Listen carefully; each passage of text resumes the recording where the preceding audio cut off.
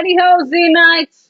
Welcome back to the Babbling Bards podcast. A podcast made by Xenites. For Xenites. I'm Liliana. I'm Trista. Sometimes. Sometimes. Yeah. Not all the time. Not all the time. That gets too boring. Okay. Yeah. And, we missed you guys. We gave you guys, like, a double podcast day. A double dose. To, grovel for your forgiveness. For missing, like, a month. No podcast. Just a little bit. Just a little bit. Because, you know, the kids wanted to go on vacation and my body decided to just be a train wreck. Sick all the time. Be sick all the time. And then I hurt my back. It's always something. Life's just one big bowl of cherries. Right? Right. Draco likes cherries. Uh-huh. Okay. Yeah. Well, that's what he told Gabrielle. Yeah. She was like, "Oh, I love cherries." Me too. But she was a widow, so you know that conversation moved. Later episode. Yep. Right now we are on Athens City Academy of the Performing Bards. The very first Xena clip episode. It is. You want to explain to everybody what a clip episode is? It's an episode where they use clips from previous episodes. Pretty self-explanatory. Yeah. This one, not only do they use clips from previous Xena episodes, but they also use clips from Hercules and the original Hercules and Spartacus. I'm Spartacus. Oh, I'm Spartacus! I'm Spartacus! I am Spartacus! You can't help but go there. I know. Like, every time. Yep. And that was who was that? Michael Douglas? Michael Douglas, yes. Yeah. Yes, it was. So, Athens Academy Bards. Athens City Academy of the Performing Bards. Yes, that. I was just Which is a play on New York City Academy of the Performing Arts. Okay. You know, all the episode titles are a play on words for something else. Play on, yeah. So that's what I it is. got some of them, but most of them I Okay. Yeah. So this episode was written by R.J. Stewart and Steven Sears. Original air date, Yay, Steven Sears. January 22nd, 1996. Yeah. So, yeah. And we have a familiar yet unfamiliar face in this episode. What's his name? The one that plays Orion? Uh-huh. What's his name? Dino Gorman. Dino Gorman. Dino Gorman, who plays young Iolaus, Hercules' The Legendary Journeys, and Iolaus in Young Hercules. And he also plays Wiglaf in the Return of the Valkyrie episode of Xena. Wiglaf, Beowulf's sidekick. Huh. I never noticed that. Really? Or I just didn't pay attention. I don't know. But I think when we watch it now, I'll be like, oh yeah, that's right. Well, here's the thing with Liliana. She does this. Like with any episode, if there's a trick head actor in it, I'll be like, hey, he also played this person, and this person, and this person. Uh-huh. And we'll have that conversation, and then she'll forget that we've had that conversation. And then she'll be like, hey, it's David!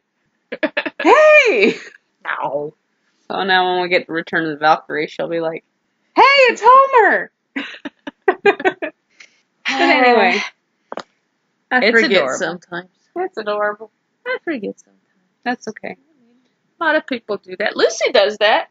Like if you watch the commentaries and the coffee talks, sometimes she'll have this look on her face like, I don't remember the that. fuck is that? And she'll say, I don't remember that. Yeah. Well, that's like when Xena smacked Gabrielle in one of the episodes. Lucy was like, oh, yeah. She got upset, like, visibly got upset. She was like, I don't remember that. And she said, I don't remember that at all. And it was a side shot, so you could tell that it was Lucy Lawless and Renee O'Connor. Right. But, yeah, so she does that. Yeah. So if you guys watch the commentaries and the coffee talks, she does that a lot, where she doesn't remember. So Maybe it's a thing with L names. That's me too. I forget sometimes. Maybe it's a thing with L names. Maybe. Liliana, Lucy. Okay. They both are L's. Anyway, Athens Cities. Yes. Night! No, day. Yeah, but when it opens, it's night. That's not right. I know. So says the man in the tavern So to Gabrielle. he does. Gabrielle's recounting one of her stories, and the guy's all like, wait a minute, no. You said it was in the day. And she's like, excuse me? And he's like, it was day when this Xena lady got loose. Right. Like, I don't know who Xena is, but we'll go with it. Like, okay. She's all, okay, day. And Liliana's going to talk to you guys, and I'm going to get the cat down from the window. And then she proceeds to recount the story of the reckoning. Yes. Yeah. So then we have flashbacks from clips from the reckoning. Yeah, we do. And we see, for like something that I've struggled with, because I've always been like, how the hell did they get their money? I mean, was Xena like a hired assassin? But then she tells them in a later episode that she doesn't kill people for money. But this is the only episode, I guess, a popular theory among fan fiction writers is that they make their earnings, thanks to Robin Godfrey, because she's the one that pointed this out to me. But I guess among fan fiction writers, it's common thought that they made their money by Gabrielle's bardic skills. And we see that in this episode. We see that in this episode, but this is the only episode that we see her earning money. And she actually looked like she's surprised when the guy puts the dinars in her coin purse. Yeah. So to me, I was like, ah! She got retribution. Yeah. She did. And then in strolls Xena. No. Yes. No. No. Yes. Yes. Orion. After Orion. Yeah. No, Orion first, goes in. I know. I forgot about him. Compliment. He's a cute kid. He is a cute kid. But he went on to play Feely in the Hobbit movies. Yeah. Huh. I don't remember. Of course. Really? As much as the boys watch The Hobbit. Oh my goodness. Yes. That's like their go-to movie. Yeah. But he's, telling her what a good job she did, and if she's going to be at the competition. Mm-hmm. Gabrielle's all like, well, what competition? At the Academy. The Academy, the Bard competition. And then, so yeah, she didn't know anything about it. And she pretty much, says, well, you tell stories too, and then in comes his father. Polonius. Which I do not like him. But, so I guess he does, but he doesn't have no time to tell any. And then, Orion's all like, well, she's great and everything. And then telling him that, yeah, I told her that she should sign up, and then you can see that he gets kind of irritated. The dad. Polonius. Yeah. Like, I don't want to give anybody false hopes. I'm sure your stories are cute. Gabrielle's got this cute? look. What? Cute? Which back in these days, now, I'll point out, it was Mom, it wasn't me. Being a bard was like a man's profession. It wasn't something that very many females, if any, did. Yeah. So I'm sure he had that mentality of, woman's meant to be seen, not heard. Go tell your little stories of housework and woodland animals that come in and straighten the house for you, and go ahead and do that. But you could tell Gabrielle's just like totally insulted. What? Housework? And cute. Yeah, no. She's all like, psst, housework? I live on the street, Joe. Well, I mean, they were kind of nomadic, so. Well, yeah. That was the thing. Anywho. Yeah. And then, next we And then we have Xena and Gabrielle. Gabrielle. And Xena's like, hey! There was a Cyclops that was destroying some village. Crassus? No, it wasn't Crassus. That was the dude. I don't know. What the hell was the name of that place? I can't. Caramus. Caramus. You know, it started with like a C sound or a K sound. Crassus was the Roman that got his head hacked off Oh, yeah. by Caesar. Later episode. Later episode. Spoiler alert. Dead Romans. Who knew? So, Gabrielle's telling her about the academy. Right? Did she? Yeah. Yeah. She's telling her that she's like, how far is Athens? And Xena's like, I didn't mention anything about Athens. Which she doesn't say that, but that's the look on her face. Yeah. And so they're talking, and Xena's like, well, how long would you be gone? Gabrielle? Only 4 or 5 years. It's not that long. and Xena's encouraging. Oh, yeah. Yeah. And Gabrielle's like, you'd barely miss me. And this is where we've got our only little bit of subtext for this episode. Uh-huh. And it varies on 2 different ends of the spectrum. It varies on the fact that some people think that when Xena makes the comment, Gabrielle, I could be surrounded by an entire army and I would still notice your presence missing. Right. And some people take that to mean that there was some sort of relationship going on between Xena and Gabrielle, even though they didn't know it. Or some feeling between the 2 of them, but they weren't exactly sure what it was at the time. Uh-huh. So there's a lot of people, it's common ground thinking that that's part of the reason that Gabrielle went off to the academy, was to kind of find herself, see where she stood with this whole thing, and mature her a little bit. Okay. Now, the flip side of that is some people think that when Xena made that comment, that I could be surrounded by an entire army of men and I'd still notice you were missing, they look at that as Xena's way of coming out to the audience without coming out to the audience. Okay. Just being like, cool. Like, yeah, I can have all these macho, hunky soldier dudes around me and I'm still going to be tuned to you. Bard, oh mine. So, yeah, that's really the only subtext we've got for the episode, and it's shaky subtext grounds at best. Yeah, because I don't know how I feel about that exchange. If I feel like it was just, I'd know if you weren't there because you talk all the time, Yeah. So. Yeah. So then they part their ways. They part their ways. It goes one way, then it goes the other way. And then we have a very Gabrielle-centric episode. Yes. From this point on. Right. Because Lucy Lawless needed a bit of a break. For whatever reason. It was the first time that the producers and the cast and crew members realized that they could count on Renee O'Connor to be able to carry the entire show by herself. Right. And this show, because it highlights her so much, you can really tell that she has a background in stage acting. Uh-huh. Because of the hands. The hand gestures.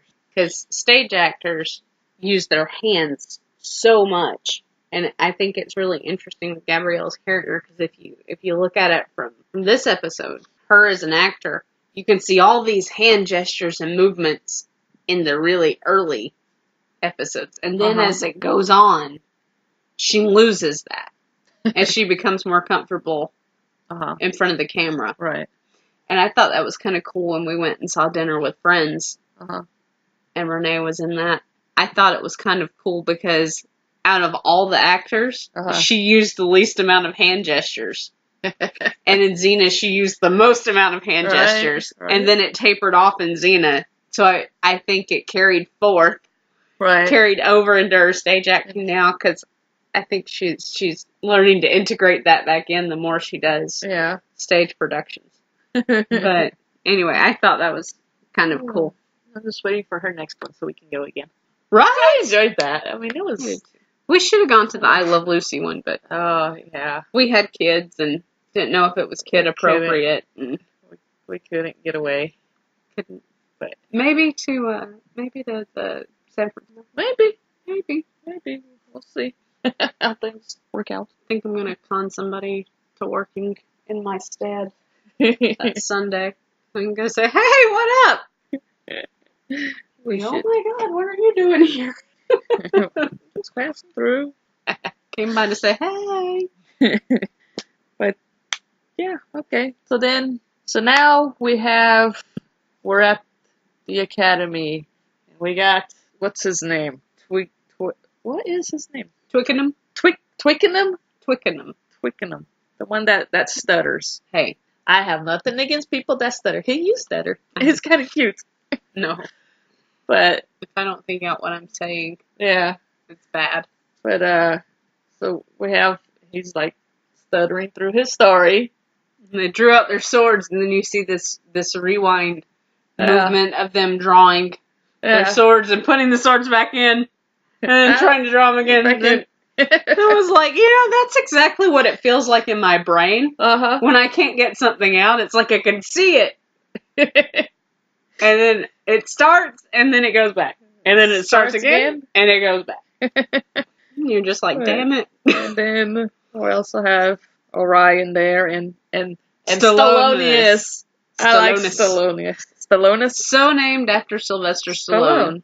Because, Sylvester Stallone did all the Rocky movies, all the high action packed, and that's all he does. Yeah, he's your action one. When he's throwing himself around and throwing punches and falling to the floor and jumping off stuff. They also, with his character, wrote him kind of as an honor to Peter Bell, because every actor that interviews that did stunt training under Peter Bell, Peter Bell was known for when they were in the middle of a fight. And then you headbutt him, and then you headbutt him again, and you headbutt him again, and then you punch him, and then you punch him again, and then you punch him again, and you punch him again. And here comes another one, and you punch him, and you punch him. So that was kind of, he was there for like a couple of reasons. So, but I thought that was a nice little nod. And then we also have Euripides. The way he talks. The way he talks. So what's that called? The way that he always talks like that? Like called something now? If it is, I don't know. I don't know. Her vision fell upon the countenance of a horrific specimen. I mean, you can't make that shit up. But no, he talks very much in metaphor and simile, and there you go. Yeah, that. He's a very metaphoric person. That's like what I meant. Yeah, but he's an odd character. You can't help but laugh at him. It's like he's the most serious one out of it, but he and Stallonius are like the comic relief out of the episode, because it's taking Gabrielle away from being the comedic relief, because usually in the earlier seasons before Joxer came along, Gabrielle's been your comedic relief for the series, because Xena is always so serious. Right. Well, now you have Gabrielle in a more serious role, trying to help Orion out. So you got to have comic relief somewhere, or you lose your audience. Right. And that's, Stallonius and Euripides. So yeah, right here we have Orion trying to choose a name, and at this point we don't know what his name is. Yeah, and Gabrielle names him. Yeah, because he wanted to go with Draco. She's like, I know Draco. No. And then they do the flashback to the very first episode, Sins of the Past. Yep. And you notice how much better the fighting and the stunt choreography on Xena has gotten. Yeah. Because it's like, in the beginning you're like, whoo! And even though Sins of the Past is a good episode, it's still one of my top favorites. You see that, hey, they're really starting to get comfortable enough that they can land the punches a little closer, or kick up a little higher, and they have that trust that, they're not going to get, impaled on a boot heel. Right. So, Gabrielle actually ends up giving him the name Orion. Yeah, I like it. I'll go with that. We'll go with that. So, yeah. Then the registration thing, right? The lady cracks me up. The registrar? Yeah. She cracks me up. She's all name, and then Euripides gives this long, flowy explanation. She's like, was your name in there somewhere? Right. And he leans all close. Euripides. Hall Zeus. Room 12. Yes, room 12. Blessing of the Zodiac. If it bodes well. She's just like, next. And then we have Gabrielle, who walks up, and she creates a little bit of chaos. No, she can't find her room thing. Oh, no, not there. Then, yeah. She can't find her admittance letter. Yeah. And we got a little bit of chaos, which was a nod to Renee O'Connor's original audition for Rob Tapper. So a bit of fun trivia. Yeah. For you guys. when Renee O'Connor originally auditioned for the part of Daenerys and Hercules. in Hercules, she walked in and knocked everything off the table on accident. Yeah. And then she just kept fumbling, trying to get it. And Rob's like, read your lines. And he decided that because of the way she knocked everything off, and as clumsy as she was still kind of spunky about it. Yeah. He's like, you know what? She's Daenerys. Yeah. She's in. And so they did that as like a callback to her original audition. Right. And the role that she had as Daenerys is the whole reason she got the role of Gabrielle. So that I thought that was kind of cool. Yeah. So she knocks everything off the table. And then she pulls this crumpled up parchment out of her bag. Uh-huh. Hey, have you tried this one? He's like, what about this one?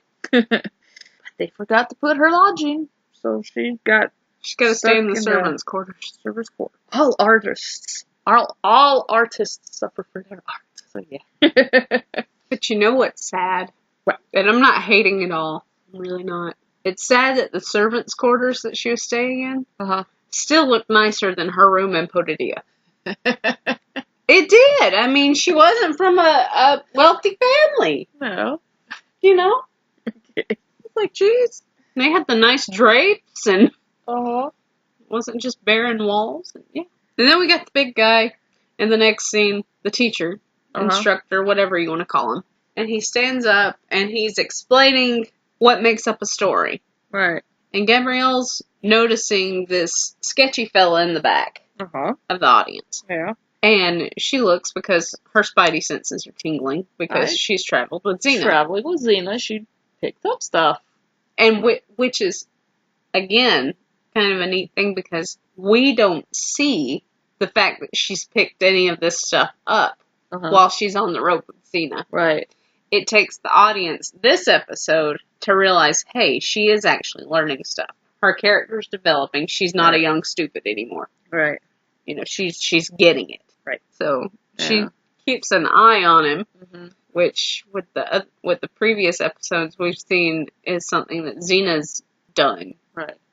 She'll see something sketchy and she'll glance over her shoulder and keep looking, and we see Gabrielle doing the same thing in this scene. And Orion's like, what's the matter? And she's like, nothing. Oh, Just thinking. Just thinking like a friend of mine. Isn't that what she says? Yeah. And then the guy rushes the teacher, stabs him, falls, and then we fade to black. Right. And Gabrielle's staying up there with the instructor guy, making sure he's okay, and then he's like, that's enough! I'm fine. What you've just seen was the development of a story. And she's like, oh, that was a cheat. Cheat, yeah. She got all bent out of shape because of that.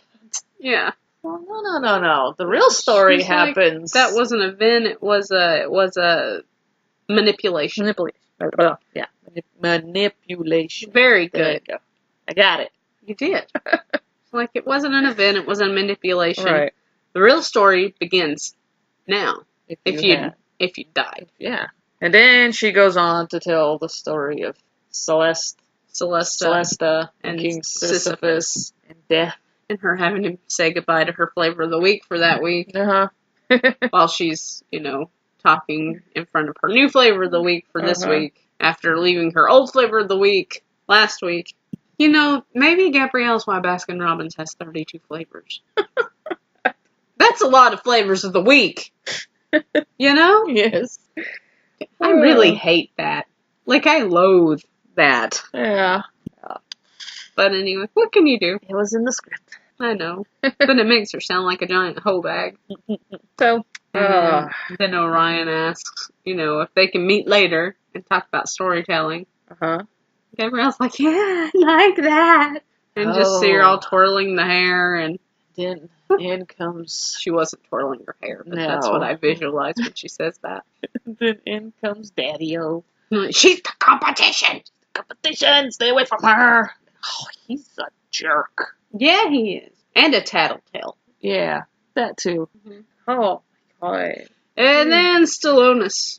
He ripped his chains from the wall! And then he ran through something and knocked over a door. Yeah. And all these guys are fighting. And all the while, he's just throwing himself all over the place. Yeah. He's funny. Gabrielle's like, but what's the moral? Oh, there's no moral. Well, I mean, isn't it something like he kills a lot of things, or kills all the bad guys. Kills all the bad guys. What? That's not enough? I know. You need a moral. Then, yeah. Like, when I tell a story, I want to have a nice ending. Right. And then, doesn't someone bring up Xena? And she's like, sap up the wrap up. That's like the best quote in the whole thing. Sap up the wrap up. Which is what they do in Xena, except for the end. Yeah. And then they still tried to sap it up, but I was already too bitter. Yeah. And then, what's his name? Twickenham? Twickenham. I always forget his name. Twickenham. Oh, I told him, Xena. Yeah. But they don't believe. Euripides didn't believe. Yeah. Didn't believe him. And then Euripides goes on to tell stories of Xena. There are stories of the warrior princess that are so cold as to chill the... That's what. And then we have clips from the trilogy episodes of... The Warrior Princess. Of Hercules. Yes. And then, yeah. And they talk about when Xena seduced Iolaus and then turned him against Hercules. Against Hercules. And then they duke it out. Yeah. They didn't duke it out. Iolaus did. No, they didn't. Iolaus punched Hercules one time and then walked off. Hercules didn't even react. What the heck was that? He got a new tone. I didn't want to creep the Xenites out with the, let me out, I'm stuck in your pocket. So I put the Rugrats on for now. Oh, is that what it is? Yeah. Okay. Rugrats theme. They didn't have a Golden Girls one. I checked. Oh, okay. And my Zelda one scares everybody at work. Which one? The Tingle one. Terrifies them at work, so. Okay. Huh. But anyway. Yes. So yeah, clips of the Hercules episodes. And then Gabrielle's correcting Euripides. Uh-huh. And she's like, yeah, but that's only half the story. And then she talks about the gauntlet. Right, where Xena starts to, flip from evil to good. Well, it starts all with the baby. And then... Yeah. So yeah, she tells her side of how, she's good. She's good now. Yes. Yeah. And then Euripides is like, I'm sorry. He's like, he's pretty much, after that, he's like, well, I didn't know, Yeah. Such a dude. Like, I didn't know. Right? Okay. And then... Yes. And then it's Orion and Gabrielle the next day. Yeah. He's like... But you see a flashback, or, well, not a flashback, but you see a flash of Gabrielle wanting to rejoin Xena. Because she's laying in bed thinking, I wonder what Xena's doing now. What adventures she's getting into, or... Yeah. And then it's Orion and Gabrielle. Then it's Orion and Gabrielle. He's like recounting a story. Mm-hmm. He's like, well, how's that? He's like, just like staring at her while he's saying it. And she's like, I couldn't see it. Why are you looking at me? Yeah. Because his father said you gotta keep eye contact. So you know how to change your story if you're losing your audience. If you see that you're losing your audience, you can change your story up. And he's all like, I never had to do that before. I would just close my eyes and I would just see it happening. And I didn't care what the audience thought. I didn't care whether they liked it or not. But as long as, I liked it and I see it.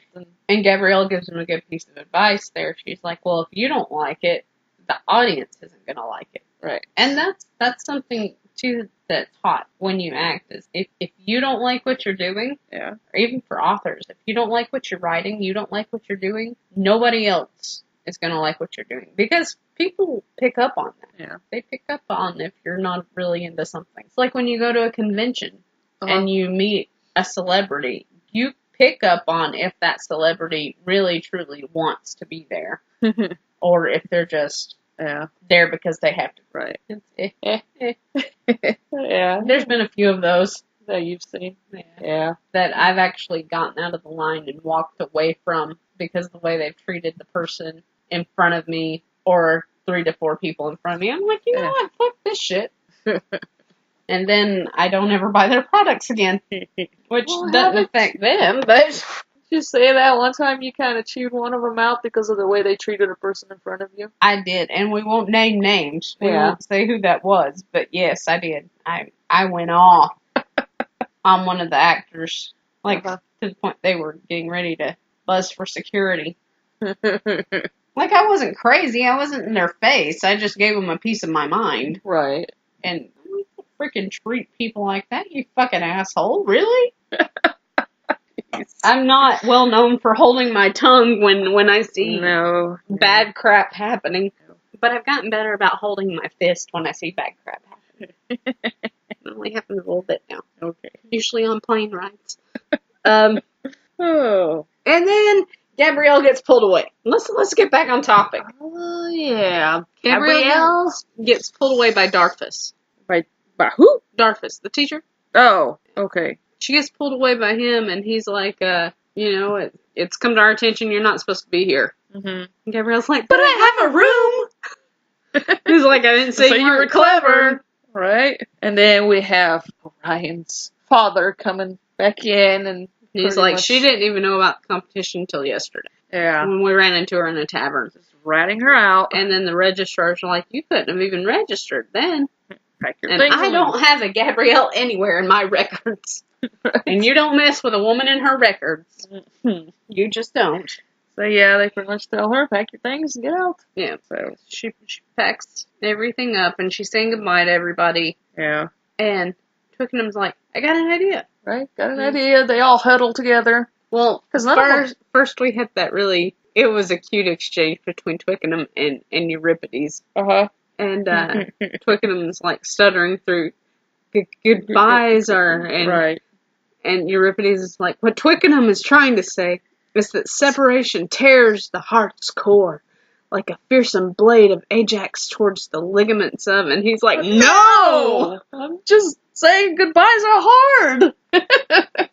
That was funny. I'm just trying to say goodbyes are hard, not this big old long whatever you just said. Yeah. And Gabrielle's like, yeah, they are. Yeah. And she says it seems to happen all the time to her. Yeah. And then she tells about the Prometheus episode with yes. Hercules and Iolaus. And Iolaus is hurt. And it flashes to where she's telling the story about soulmates. Uh-huh. And we have clips from Hercules. Not Hercules. No, I had Xena.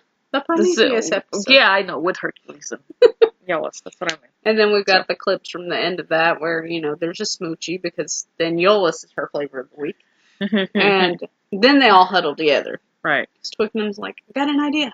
The guys all huddle together, and then they pretty much, ask her, we'll stay through tomorrow's competition. All right, yeah. So she does. And then it's competition day. Yeah. And Twickenham's first up, and he says, no, I'm not going to do it. Nope. None of us are going to compete unless Gabrielle has a chance to compete too. Right. And then the teacher's like, well, she cheated her way in, and Gustatius, the bard, is, over there, and he's judging the competition. Uh-huh. And he makes the decision to let the girl perform. Right. Let the girl perform. Because he wants to see what she can do. And then he is just pissed that they're even thinking about not letting Gabrielle compete. What you have done here is madness. Madness that this woman was left out of the competition. Mm-hmm. And that's all after hearing the story of Cradle of Hope. Right. Where they find the baby. Because when Gabrielle goes up to the stage, she's like, I didn't have anything prepared. I wasn't expecting this. And she's like, but then I wasn't expecting to find a baby in the street. Right. Which I thought was a cool little lead into the story. Right. I was like, oh, look at the bard showing some skills. But anyway.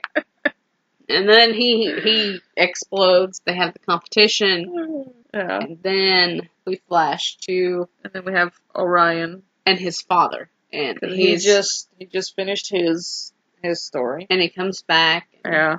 Gabrielle's like, that was great. And then his father comes up. And terrible.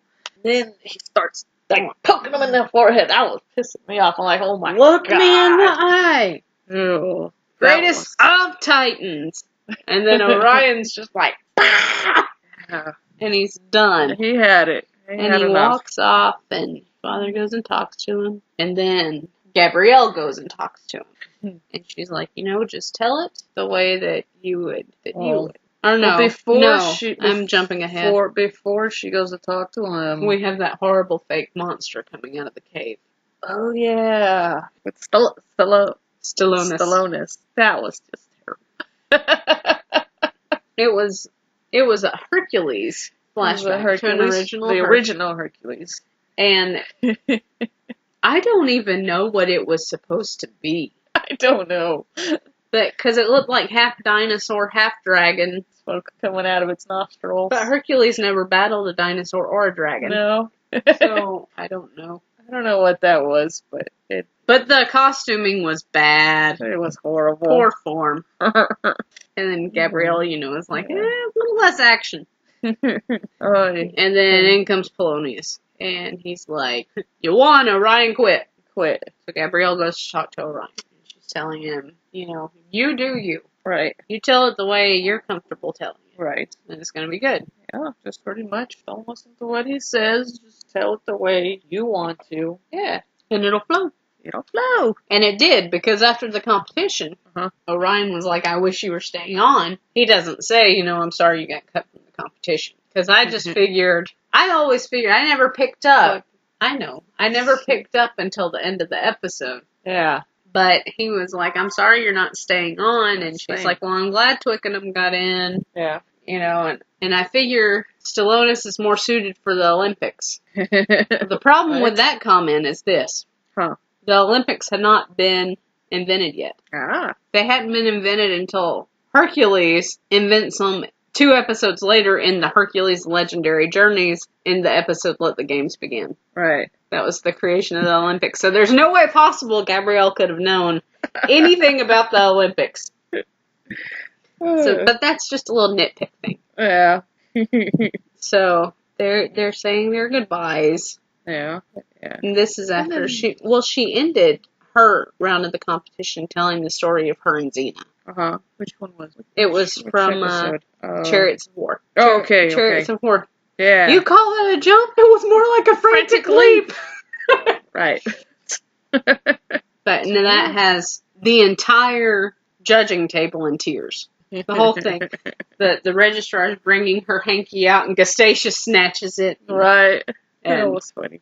Then at the end of the competition, that's when, Orion got in and he's like, I'm sad you're not staying. And she's like, me too, but I'm glad Twickenham got in. Oh, yeah. And then she asks Orion's real name, in case he ever gets famous. And it was Homer, author of the Iliad and the Odyssey. Right. Homer. So he got a little famous. They still make children read his stuff. But he says that Gustacius wants to call him the Blind Bard. Because when he tells his stories, he's got his eyes closed. Which is an interesting take in the episode, because actually Homer, the poet Homer, they actually believe that he was blind. They don't believe he was able to see at all, which was why he was really called the Blind Bard. Because he had no sight. Was confident. So I think it was neat that they chose to use, because he told stories with his eyes closed. Anyway. Yep. And in the ending, Gabrielle just pops out and joins Xena like nothing ever happened. Joins Xena at her side again. Boop. And Xena's like, who won? I did. What are you doing here? So she did end up winning the competition. Yeah. But she decided she'd rather travel with Xena. She's like, well, they're telling about adventures. I can be living them. Right. Then we got And Xena's like, well, it's good to have you back. And then we see all these group of bad guys. And then Gabrielle, first thing she thinks, this is going to make a great story. And we have the end. Dun, dun, dun. And then we have a disclaimer. We're back to having nutty disclaimers, but this one's not all that nutty. It's not really a disclaimer. It's an acknowledgement. It's kind of like because they said the producers would like to acknowledge and pay tribute to Stanley Kubrick, who directed The Shining, Kirk Douglas, and all those who were involved with the making of the film classic Spartacus. An additional thanks to Steve Reeves. So it's more of a thank you, and like you said, an acknowledgement. I mean, Stanley Kubrick. Come on. You know how I feel about that man. That man's a genius. Okay. He's a genius. Okay. Anyway. So yeah, that is That wraps it up. Athens City Academy of the Performing Bards. Next up is a fistful of dinars. Dinars. Liliana really likes that episode. I like that one. So It's a good one. Okay. I like it. Okay, but one in particular gets on my nerves. But that's common. I think it's the hair. Probably. I don't know. Well, no, it can't be the hair because he bugged me as Aiden too. Aiden. But anyway, Okay. Paradise Family. Ah, okay. Okay, that's right. But anyway, that's gonna do it for us. That's it. It's a wrap. It's a wrap. Well, just for this episode. Okay. Not for like So until we meet again, friends, happy shopping. Enjoy the rest of your day. And we promise it won't be a month before the next podcast. No, it won't. Okay. Unless you get sick again, over and over. No. Stop it. I didn't mean to. Alrighty guys. then. Peace out. Goodbye. Bye.